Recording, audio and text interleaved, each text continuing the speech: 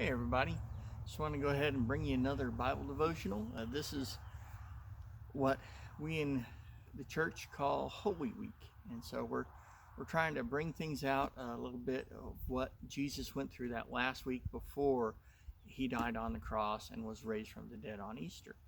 But I'm going to look today at a passage in the book of Luke, and just looking at a man named Peter. He was one of Jesus' closest people. He took around 12 disciples with him most everywhere he went. There's sometimes, though, that he told most of those guys to stay behind and just took 3 guys with him. Peter was one of those guys. So it was a very close relationship. Peter walked around with Jesus day and night for over 3 years. And they'd shared meal after meal after meal together.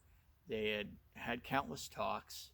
Peter had seen Jesus perform miracles and heal people. He'd even seen Jesus raise the dead.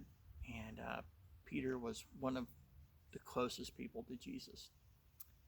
And this, when Jesus is finally arrested and brought to stand trial, this is what happens to Peter. So we're going to take a look at Luke chapter 22, and I'm going to start in verse 54. So they arrested him being Jesus, and led him to the high priest's home, and Peter followed at a distance.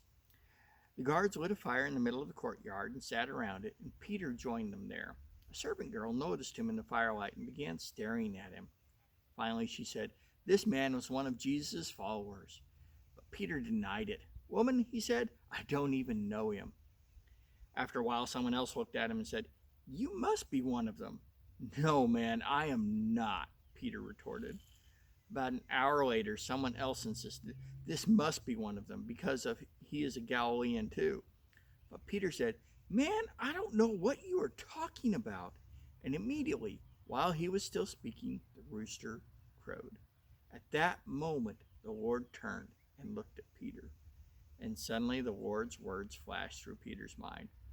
"Before the rooster crows tomorrow morning, you'll deny me 3 times that you even knew me."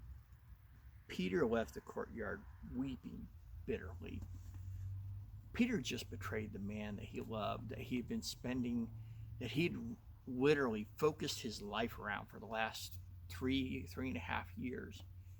And he just left him. He just wasn't even willing to say, "I know him."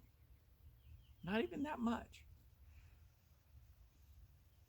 Jesus had told Peter that he was going to do exactly that. And Peter's response was pretty much what you'd expect. "Jesus, there's no way on earth I'm going to do that. I would never deny you." And yet when push comes to shove, that's exactly what happened. But you know what's neat is that after Jesus died on the cross, after he raised up from the dead, and he came to visit the disciples, you know what? He comes and he talks to Peter. It's in John chapter 21. I'll let you read it if you want to look it up. But he asked Peter 3 different times, "Do you love me?" And Peter's response each time, growing a little more aggravated each time, but his response was, "Yes, I love you." 3 times Peter denied. 3 times. And then 3 times Peter was given the chance to redeem himself. And so that's just the way God works, is that for every mistake we make, he turns things around and says, "Okay, here's your chance to come back." And for every time we mess up, there's an equal chance to come back. And that's the way he treated Peter. It's the way he treats me, and it's the way he'll treat you. That's how forgiving God is. I just love it about him. And so this week, no matter what's gone on this week or what's gone on last month or last year or 10, 20, 30 years ago, however long, doesn't matter. Doesn't matter how you betrayed him. Jesus still has an open invitation to you to come back to him, to get in a good relationship with him. And you know what? Peter was one of the people, possibly the most instrumental person in establishing the church after Jesus left. So there's no betrayal that's so deep that God can't take you and make something beautiful out of your life, even something historically epic. So just go to Him. Say your apologies if that's what you feel like you need to do, but just understand God's forgiven you already. When you gave your life to Him, you were forgiven. And so don't forget that and live the life of someone who has been forgiven, not having to worry about guilt and shame. So remember that today. And as always, I just want to say, if there's anything going on in your life, feel free to contact us. We can pray for you. Maybe we can help in some practical way. I don't know. But if you don't contact us, we'll never know.